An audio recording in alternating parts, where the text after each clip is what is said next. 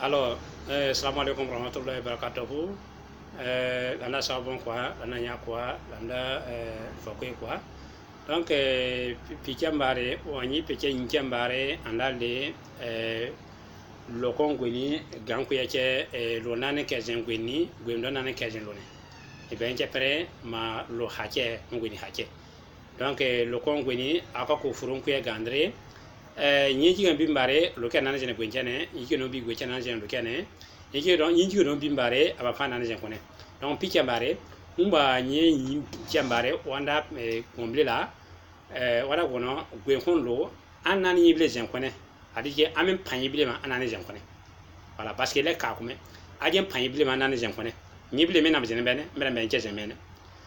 honyible me londro nan jene yini on y blé demain, j'ai drone en général. Donc, on pique à marée, on a Bouddha, we hondo, un andré question, connaît,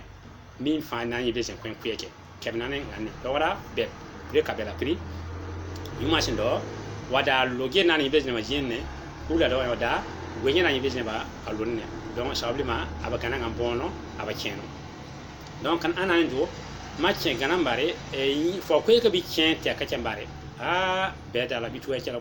Fokwe me sumbe banne wan na bianya picha ma be na biambare se bome bene an la mu fane bala ko la be bulu ku bono ma mu simde ko ma simde ko ma be le mo bonle de se bonle tuan kelo mar be na jige ana bulu ku bono donc kam bulu ku bono be bon ma la ko le tuan jine donc sekara bi avec ko lojine ko ne awlo tangi ba frafra ko ma ko je ko ma ko suce ko voilà awlo bore ta je ba sama yanda ko a ben gwenni abe me lone voilà ce que David donc et bebre la capri donc dina che wala ta là-bas 7 non wata kurana sa kurana sura fura aba aya nubo be fura pour qu'on sino la va bien kan bien ni ma wala hunna mislu allazi alayhinna bil ma'ruf donc ma nible mi lonane zenembe nambe debi anjien pa nambe jien ke debi bilele nible nambe debi konne nible zenembe ne abagana ngambon chambare mbe nan bi yin kimba zenemba lokene abagana ngambon donc an andre zen konne abumbe alors be wonche wa che aya che yile wuni ma sungun ma kweni lonandre nyige zenembe ne mbe nan jige zene bene mba gandro ma lo ken nandre anambe nandala mbe be nan ko walma nambe dimbe be dim ko no chen ko ana anandre an zen ko ne to che aya che yile mine alors nabiyam bleje mba laba senyene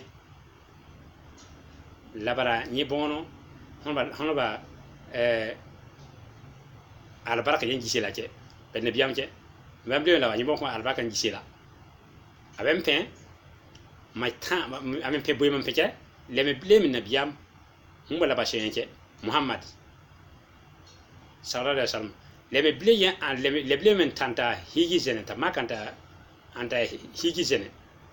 Anya nanta bazin doko on libe zalike, belle mache, brandima abe, les basso pour doko. Benda pain ma tame makado. Ma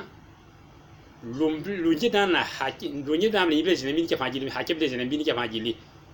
man dum bi ga ta haki me biye lun nan zinene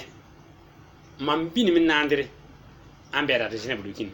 donc haki ke ba haki ke abam dukin dron ko me mi mini ya sama fa ya nan jen ko ne alors ko bube non wana ta la makere haki blezi ni blezi gwin nan zen lone ni ble yulu don nan gwenni ba fa jili nan jamana zen kwenche wana taw talama abanu bo den parce que lesi wala den de pekina waka den kepen kula wa den kepen wala bo kan bo ka kete sacré mais khazda wa ju on tout maro na kan ka den le alors donc abini bare al amana donc en andré en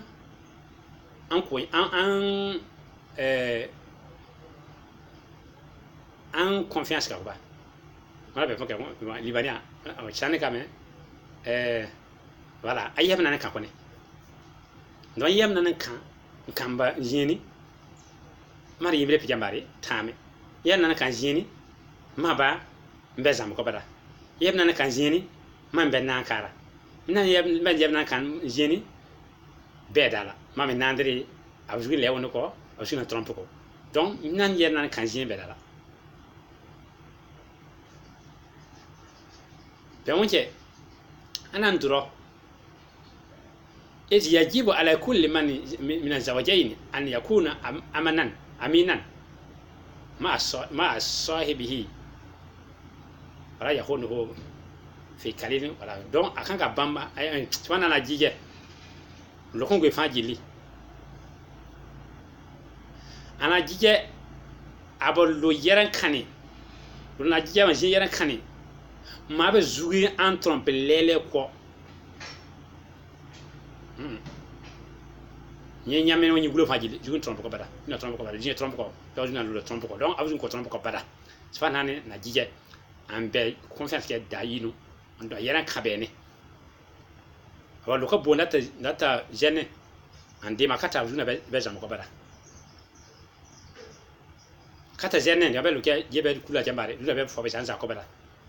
bueno lo que andemo go jete gambar dute ba ni to ko bara do ka dara kada fubule ni be kan yi ko kayi ma kada na be na bo yi don ambe nane an yeran kampani be dara et c'est zawajan asbahu bi sharikain fala budda min tafawri amana parce que lo kon go ni je gam ko tambare ame won sinye da ko yende nyi ko an nandre an tanka kwa ana an ko lele an ko tado ayana on fulo ko ni fafa jilima lo ke nyiwo agwe che nyiwo sedene nyiwo se fura nyiwo fa jili an tanka ko ba anduma ay mo sul na ila trompe ko donc semaine mané wa kambari ambi mere magweni droit lui le droit ngwe avec qui na ma hakeke sima kapin malo nandre nkaje ngweni lo nan jem do ngweni ngwa jiem sagre mabumi kanan kape jigeni minani nkaje lo ne bana jem lo kina sama majile bumi non c'est lo hakeka ba ni sen lo ne bare afram kweka ni sen ngweni from kweka mbari mbe gwe kenan jile bobu ko mbe lu kenan jile bobu ko bala laba jile ya laba min yo jile mbar musmin man kay yo ana be hache lepan anyi jine bieni abe laba do yo na yi jine be gwen be ke donc be ka yo mala ba denne fo ko laba mako ganyi bon jine ki ne biame laba do min yo laydu ta be nan yo do ma andam be da adno donc shumure hache jile laba ye nana lepa ko le to ma hache mbi mbe ko to tiri fo ka man biyo mu ko mi mbe mi abe kuna weekend jinga kulemba chelama mi muke ba mi fo ka mbire me nyando même abe kulemba chema donc cheme donc wa nandre wa fa wajije se ba ira hakele pa mina be hakele pa be be pa donc adene chene obli ila jina fa ke dene ke obli ila wata framulama donc chambare anale an yera kampane voilà